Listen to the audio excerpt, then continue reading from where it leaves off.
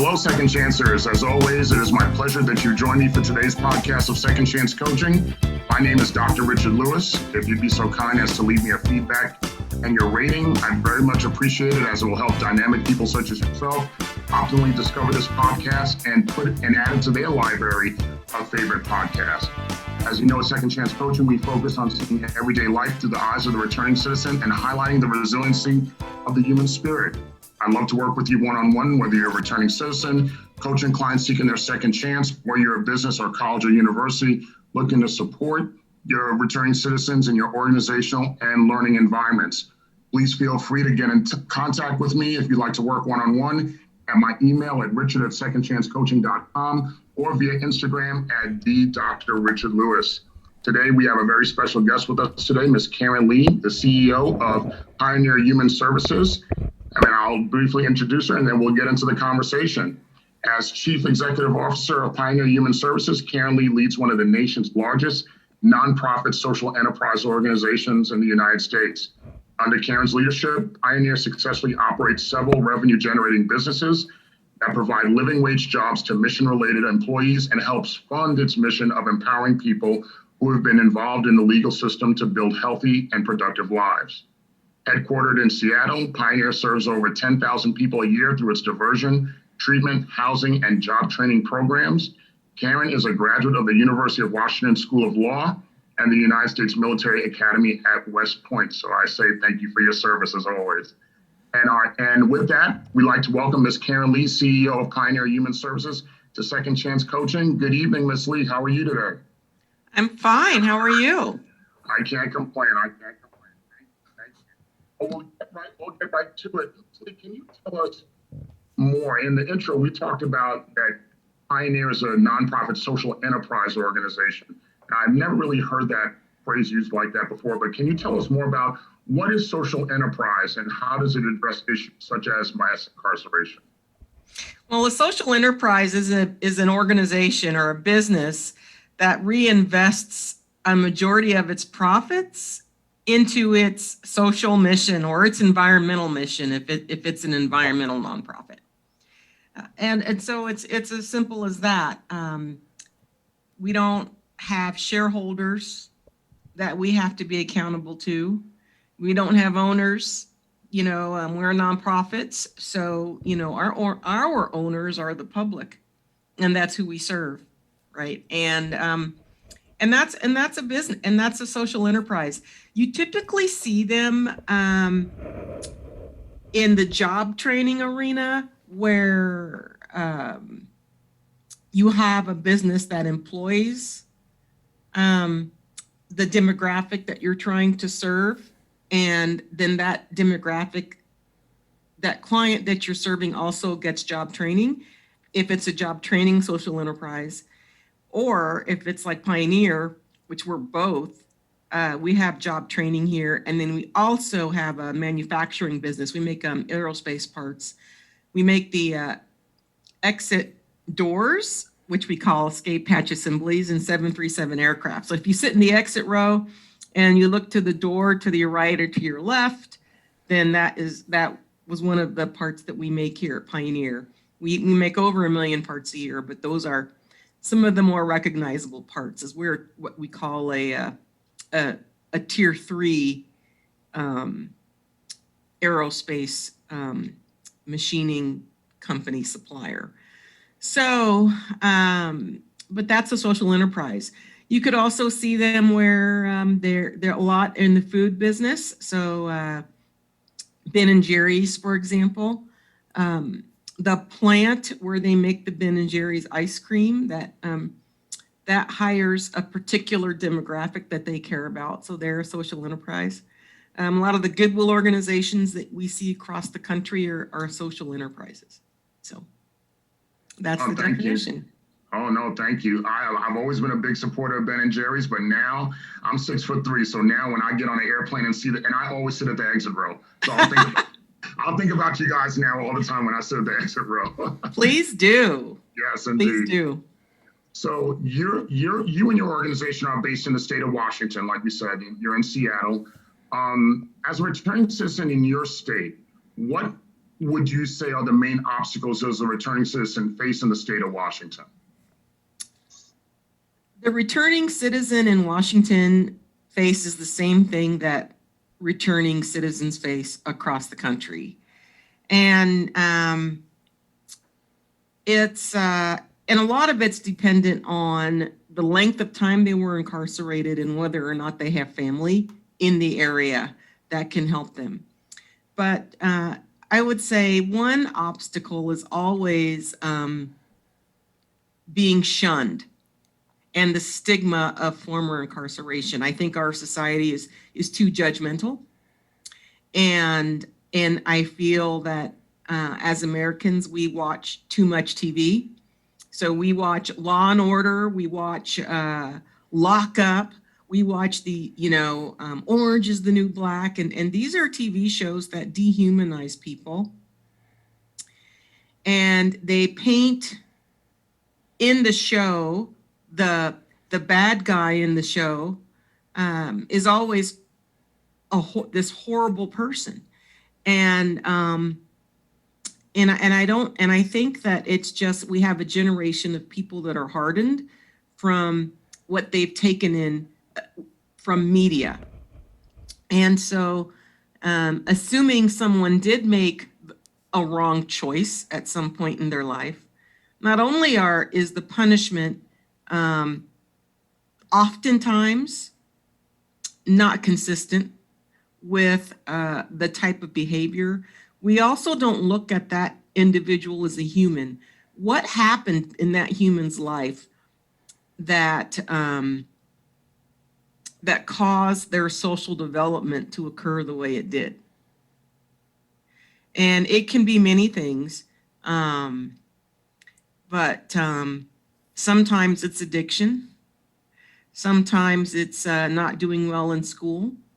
Sometimes it's frustration with society by being disenfranchised everywhere you turn. So the streets become your home. Sometimes parents not available because they're working or for whatever reason. And sometimes there's an aspect of their personality that they just haven't learned to control. So I think that if we could look into each person and see the trauma that they experienced, maybe there's a second grader in that person that the teacher never called on them and expelled them from school over and over and made them feel because they were dyslexic that they would never be successful in school, so why go? Mm-hmm, mm-hmm. Or maybe it's a person struggling with their identity and they don't feel comfortable in school. Or maybe it's because they they can't afford a book. And then they don't want to go to school. And if you're not going to school, it spirals from there. Absolutely. Most crime doesn't, it's kind of gradual. The behavior just gets more and more. And then the person's circle, right? Our client's circle of friends are doing that same type of behavior, and it just becomes this cycle that they can't really get out of. And then incarceration finally happens, and they're incarcerated a long time. And we've had clients at Pioneer where they're like 1 felony or 10, it doesn't matter. I mean, we might look at it from the outside, but people that are impacted have told me that once you get one, you may as well have a scarlet letter. Yeah, you might as well have, like you said, somebody may have 1, somebody may have 10, but you might as well have 10 if you just have that one. So yeah, that scarlet letter, it's a real phenomenon. And so I think that so those are the obstacles in Washington, right? The stigma, but then also housing. There's housing discrimination by landlords that don't want to rent to people with a felony conviction, and even if they're willing, the information and the housing background check may be wrong. It's wrong 50% of the time in our state. So it's difficult to get housing. It's difficult, to be honestly considered for a family wage job or a job that has the potential for family wages. I think that other obstacles are the health care that people get while they're incarcerated in jail or prison is often not what it needs to be. So, when you release, you got a toothache, maybe you might have, a tooth that needs to be pulled. You may have had an undiagnosed condition. If the impacted individual used drugs, they had an untreated drug addiction. So I think that obstacles are many. And then the result is poverty. If your state only gives you $40 in a bus pass, that's not going to get you very far. True, very true, very true. My next question is, when the returning citizen arrives, let's say it's me, I come to Pioneer Human Services, what will that individual come to expect when arriving to receive services from you to optimize their second chance? Yes, that's a great question. And I would say it depends on the door that you enter at Pioneer. One thing that we're proud of is that there are many doors, and we also have many partners. So if you are looking for a job and you come knocking on the door for Pioneer Industries, which actually happens, you can apply for a position at Pioneer and your pass will not be held against you. It's all about, can you do this job?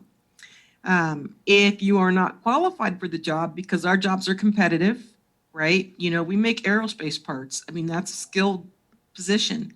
Yes, then we can refer you to job skills training so that you can learn how to be an employee at Pioneer and learn the basics of being an entry-level aerospace worker, to make you ready to get to the first job in Pioneer. And the first job is what we call DeBurr. So Pioneer, we do a lot of machining. I mean, just a lot of what, milling is the term. And it's when you're cutting metal, and a lot of aluminum goes on airplanes, right? It's light. And so, and we have milling, we have just banks of milling machines. They're large machines that are computer numerically controlled, and they take programming. They also take workers to lift the metal, to load the metal, to take it out and turn it, to check how the cutting's going. But once that initial part is done, you sand every part by hand. We do have DeBurr machines, but we have some that's done by hand, and that's where you start. And that's a workout and a job. It's you start in DeBurr, or it's going to be shipping and receiving. It's going to be something where you can see a shop, and then you progress. And people progressed from an entry-level position all the way. Our general manager is formerly incarcerated, right? Very nice. And so we're very proud to be able to offer career paths. The bad thing about aerospace is that it's a boom bust cycle, and so we are not immune from that. So if the public is not flying, and airlines are not buying airplanes, then aerospace machining companies don't have work. So right now we're down a little bit in terms of our staffing levels, but typically we hire a couple a month. Okay. In better times. So that's on the employment side. Then, and it also depends on your status, right? When you come out of any type of incarceration, the first thing that should be done is attaching yourself to benefits the very best that you can. Looking, trying to get yourself,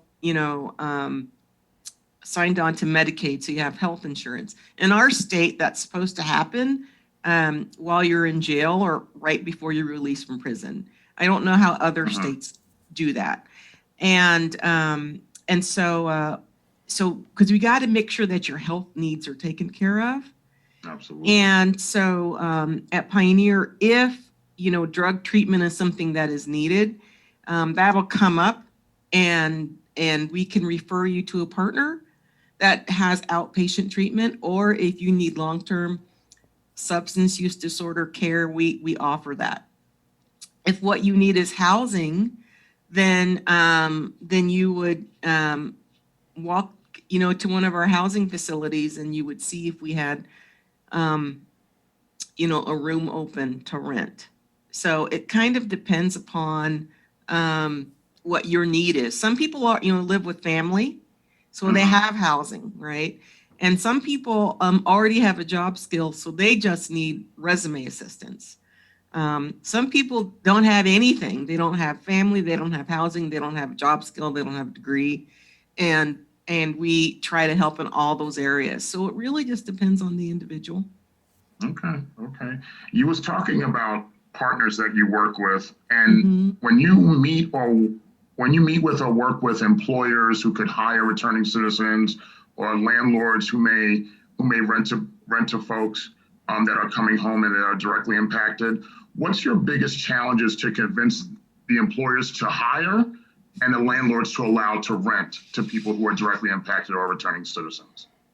The landlords, we either have landlords that are very comfortable in renting to a returning citizen, or we have to work to convince them. And there's techniques that our case managers have to help build a housing resume, tell something about yourself.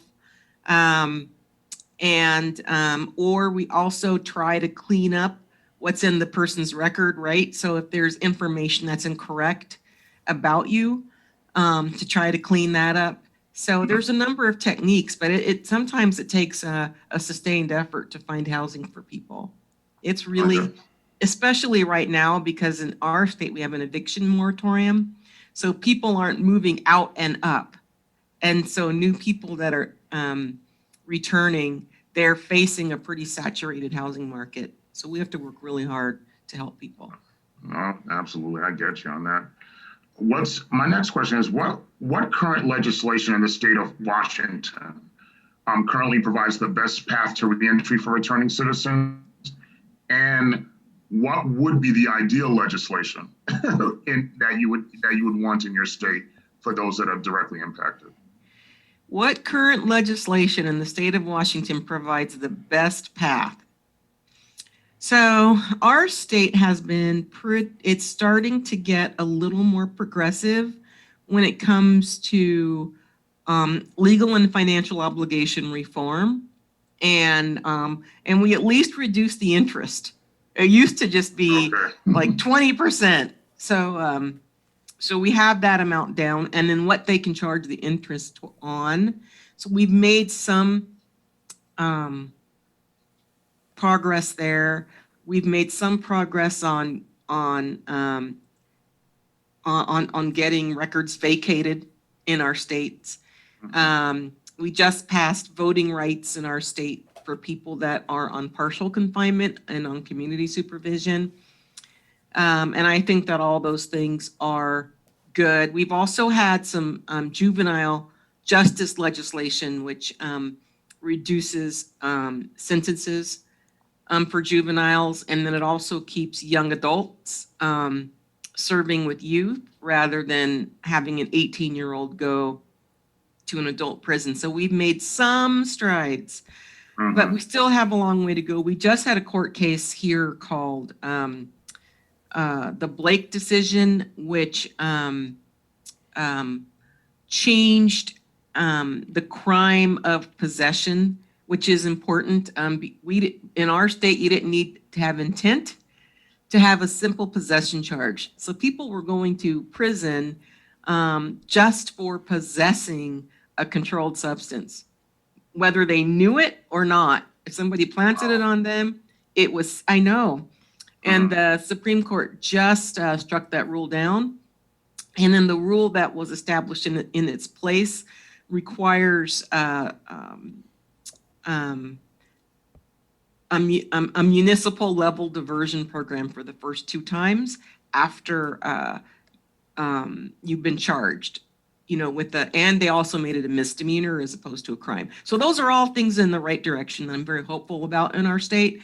But we still have a lot of work to do. The next big push that Pioneer is working towards is called housing justice. And what we want to do is to make it illegal for a landlord to discriminate against anyone who has a felony conviction simply on the basis of that status. Amen. We don't think that's right. We don't think it's fair. We think housing is a basic and universal right. Absolutely. Absolutely. Ms. Lee, close to 700,000 individuals return home every year from incarceration. What would be your advice to those who are listening and are about to come home? What would be your advice as to what game plan they should undertake in their first 30 days of reentry? The very first thing I would do is, if you are currently incarcerated and as you're getting close to your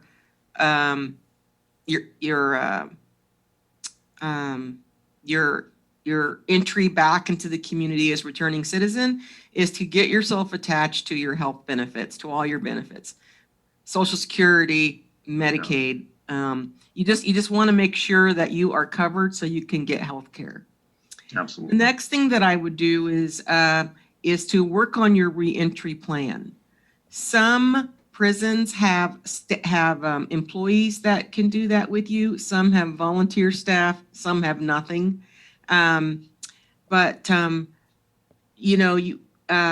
Whatever resources that your institution has, you want to really start taking advantage of them and making a reentry plan. When you exit, that within the first week, if you already have housing, first thing you're going to probably want to do is eat chicken, yes. Get a haircut, buy some clothes. You're going to want to see people. Or even McDonald's. When I first came home, McDonald's tasted like Thanksgiving turkey when I came home. It tasted like that for us when I was in the Army. We were in Germany. Come back. I got to come back to the States. I need some McDonald's. There you go.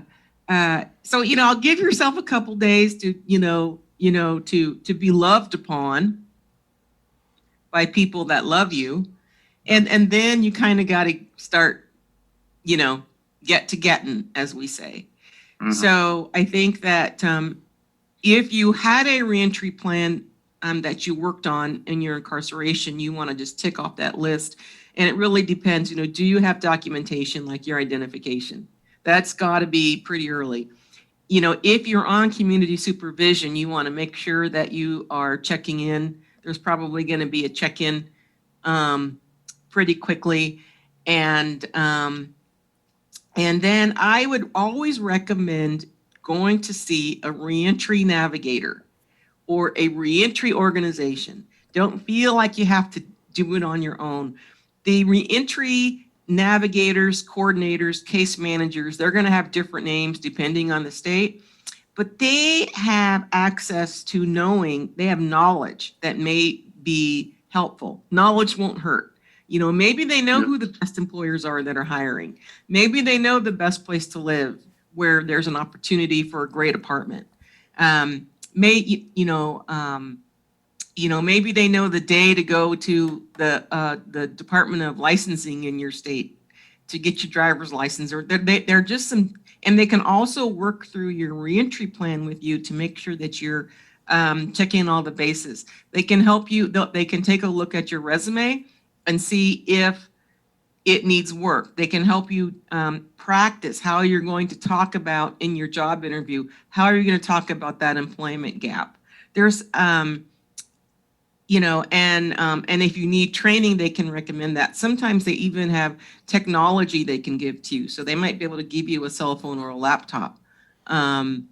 So those are some things that I would recommend to any citizen who is returning from incarceration or some type of stay in confinement. Okay, great. Thank you. Okay, so my next question, I'm going to get in your business a little bit. What brought you to Pioneer and the criminal justice reentry movement? When I got out of the Army, I wanted to be a civil rights lawyer. And Mhm. I wanted to right the wrongs of the world. And I really looked up to the civil rights, leaders that we had in the 60s. And so I went to law school, graduated. I went and practiced law, and I said, "Ooh, this isn't quite that fun, and it's hard." It's a lot of writing, it's a lot of reading, it's a lot of late nights, and you're by yourself, right? And so then I started doing some pro bono work, and I thought maybe I did want to work with people. So I left the practice of law and went into a management job. I just went into a management job at our private utility here in Washington, and lucky for me, that utility was very good to me, and I had a lot of promotions early in my career where I learned how to manage. And once I got to a mid-management junior executive level, our governor was looking for agency leaders, and someone told her about me, and she hired me to run our governor at that time, Governor Chris Gregoire, and she hired me to run the Employment Security Department.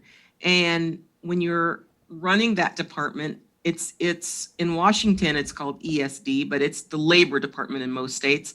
Okay. You see the labor indicators because they come through the agency head. So every month I would see the unemployment rate, the people looking for work, average income. You see the income levels at an aggregated level of people that have some college, no college, by their race, by if they're farm workers. And after a month or two, I noticed that all of the income levels for people that had been incarcerated and for farm workers were, under 20,000 a year. It was quite sad. Oh, wow. Oh, wow. And then you had people with the college degree, or their income is much higher. And then when you look at the race correlation, it was Black and brown people, Mhm. right? Yes. That were in those categories, and I just wanted to do something about it. So when you're in that role, the way that you impact people is through policy and programs, right? So I worked really hard to make sure that our temporary aid for needy family welfare type programs were very accessible. We had a lot of migrant farm worker programs and places for farm workers to live, because that's a big problem here in Washington, how we treat people. And every apple that you eat is picked by a migrant farm worker, every single one. Yes. And that's hard work. You have to climb up the tree to get it. And then we also had criminal justice specific programs for people. And then the recession hit. All those programs got defunded. Oh, boy. And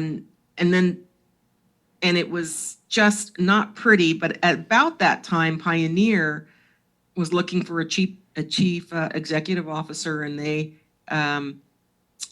reached out to me and asked me to apply, and I've been here for 10 years now. Very nice. And I bet you the 10 years go by just like that. It seems It like does. It does. It does. Yeah. I've been at the college I work at for 13 years, and I could still remember my first day like it was yesterday. Yeah. Oh, It yeah. goes by just like that. Employees that, I talked about the career opportunities in our manufacturing plants. The guy that's our, so you have a general manager, and the very next level is like a plant supervisor. So the general manager is over everything, and then we have 2 plants, and then there's like a plant supervisor. And our current plant supervisor, he started at Pioneer the same year I did. I remember seeing him, and I never saw him in DeBur, but I just remember seeing him. And he had experience before, where he was incarcerated. They actually had a jobs program there, so he had a lot of machine experience. He probably had 20 years experience when he got here, but turn around and he's like a lead. And then I go back the next year and he's over here, and then you go back and he's running a cell, and then he's in estimating, and then all of a sudden it's like he's in charge. It's just, and they've bought and sold 2 houses, gotten married, showed me, got married to somebody that had grandkids. I was just like, wow, That's awesome. and that's what you see.